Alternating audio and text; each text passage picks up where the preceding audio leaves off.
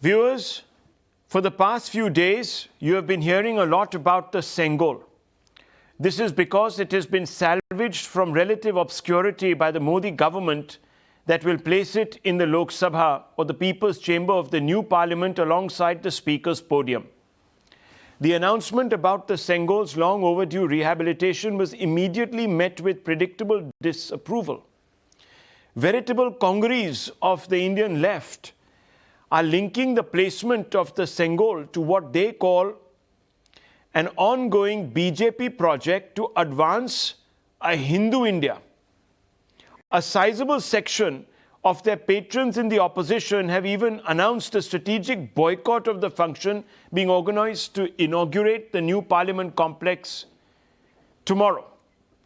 The NDA's showcasing of the Sengol has only given an opposition an additional unsubstantiated pretext, it would appear, to justify its boycott. The center, of course, is unmoved. The sacred scepter, it says, is the physical manifestation of a tribute to Bharat's civilizational heritage in this time of Amrit Kal. This has been enunciated, viewers, by none other than Union Home Minister Amit Shah.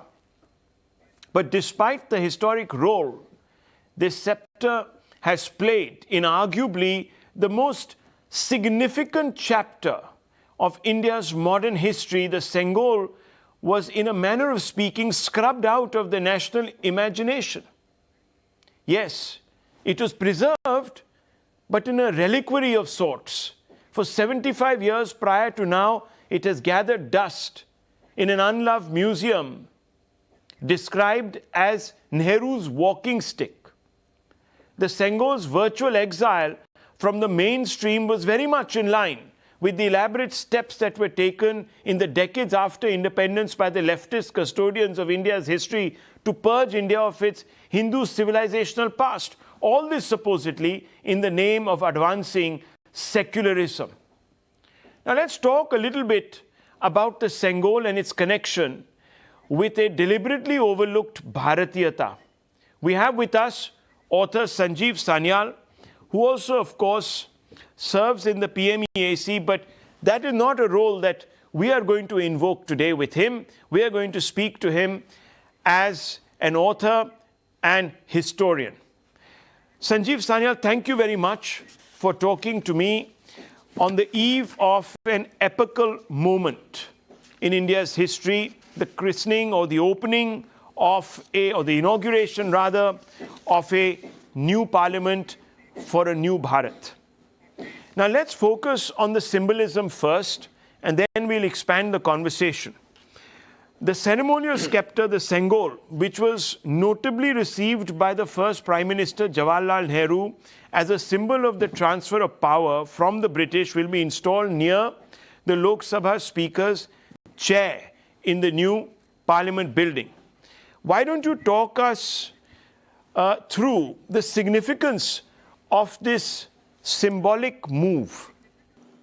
So let me say that the Sengol, first of all, is a scepter. There are many parts of India that used it, but the one that is specifically was used as part of this design of this scepter was the Chola Scepter. So going back over 1,000 years back.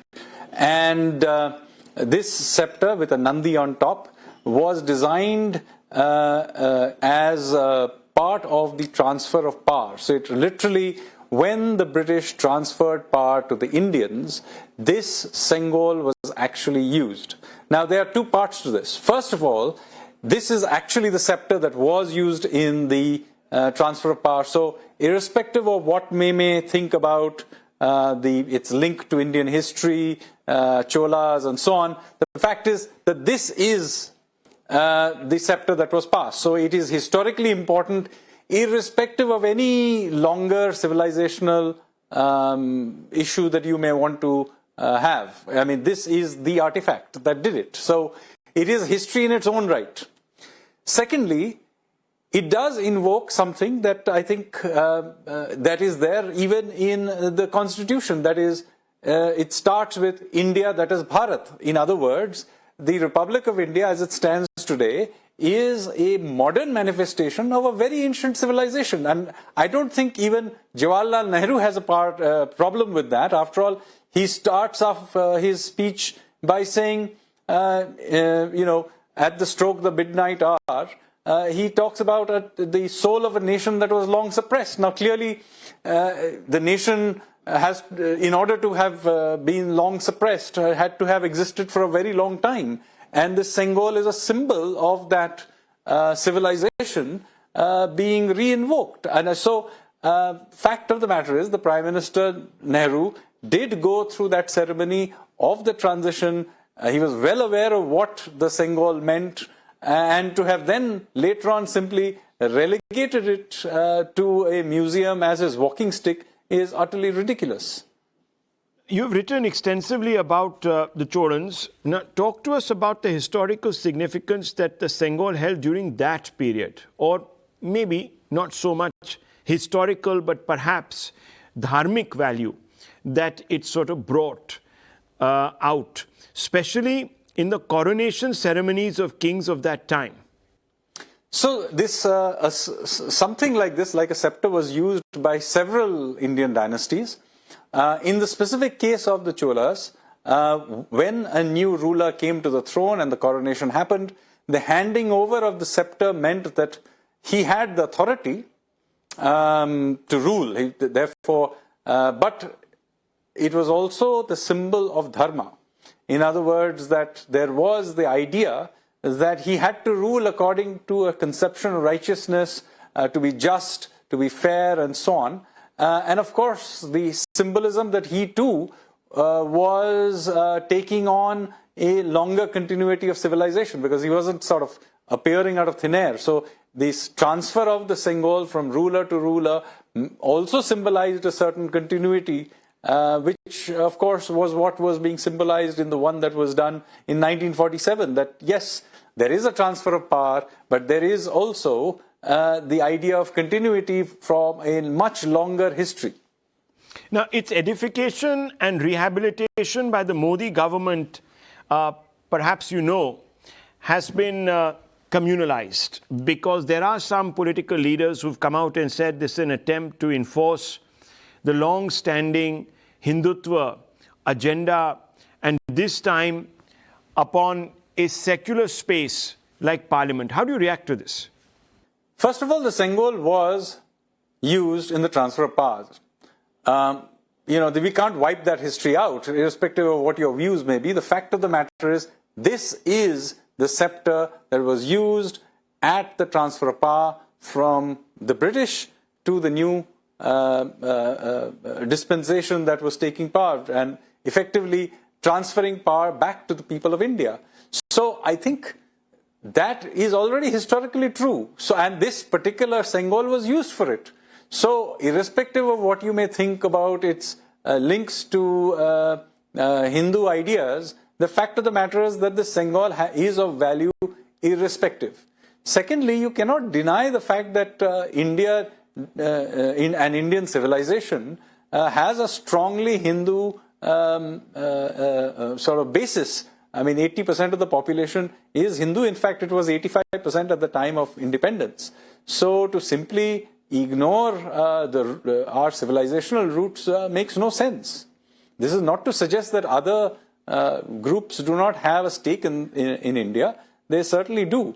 But that does not mean that the ideas and ethos of the vast majority would simply be ignored for this, particularly when, as I point out, this Sengol was used at the transfer of power and therefore is a part of history in its own right. Now, despite its historical salience and the fact that India chose to declare its independence in a way that's true to its sort of age-old tradition, shouldn't something that symbolized that have been part of the country's popular culture and memory? And why do you think it was exiled, so to speak, from the popular imagination?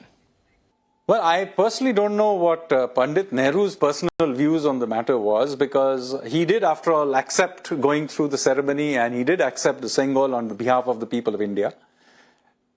it is possible either he changed his mind or certainly the Nehruvians after him and the leftists were embarrassed by this. And so having taken power in the name of the people of India, in the name of Indian civilization, they then took the symbol of this and converted it into a walking stick, and that too, in his personal capacity, in his personal, in a museum, in his personal house in Anand Bhavan, in Prayag.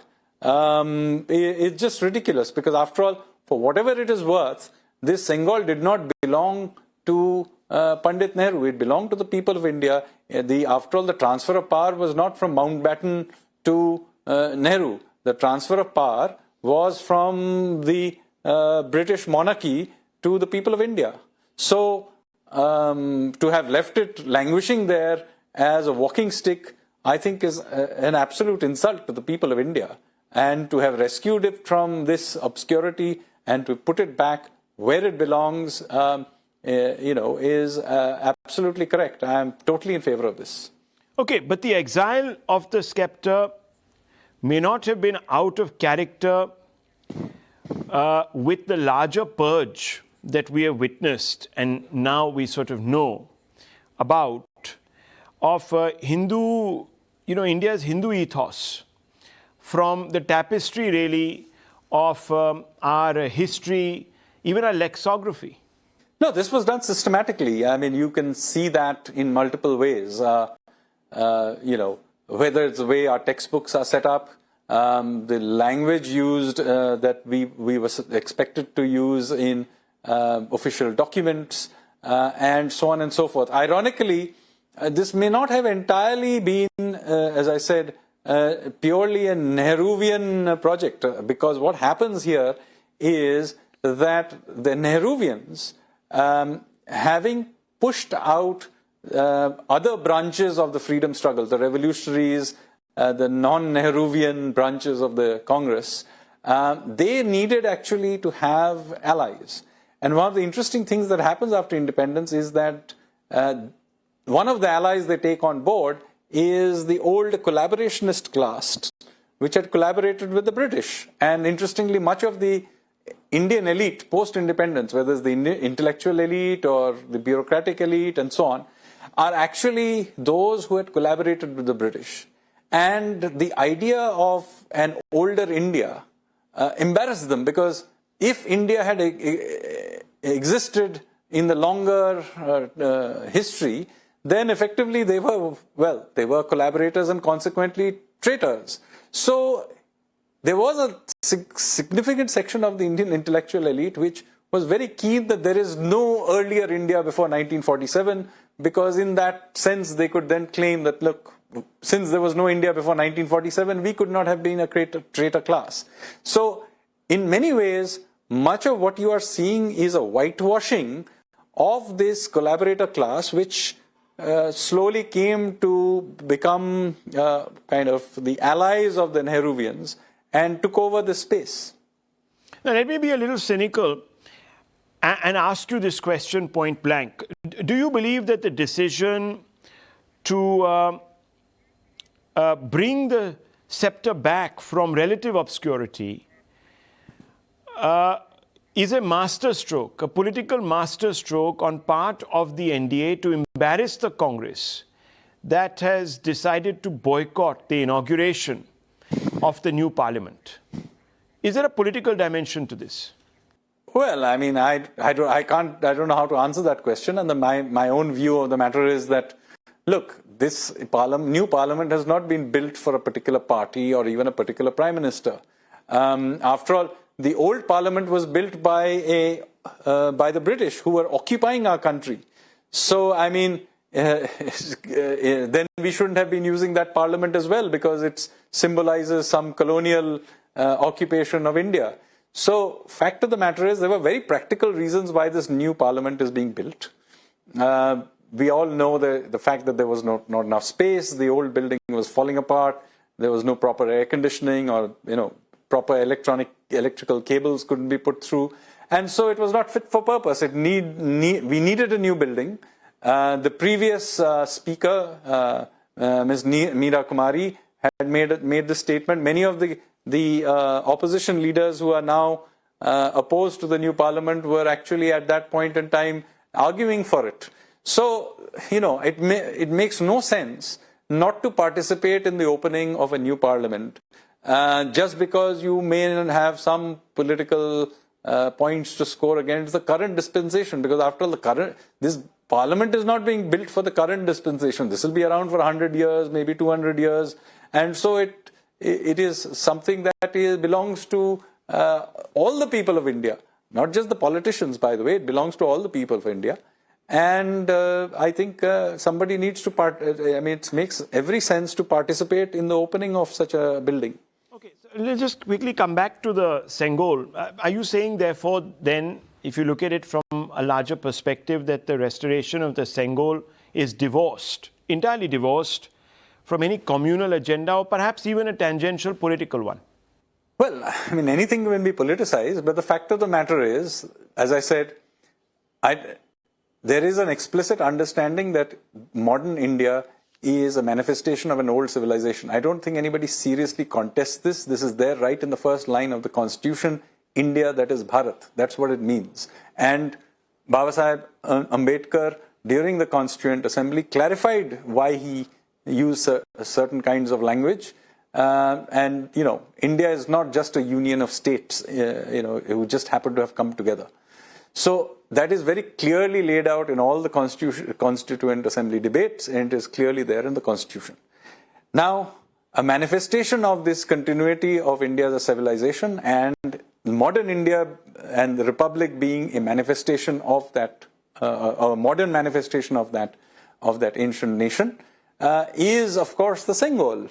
As I said, it represents the transfer of power quite literally, and therefore the scepter is of importance in its own right, irrespective of even if it had just been a random stick being transferred, it is still of historical value.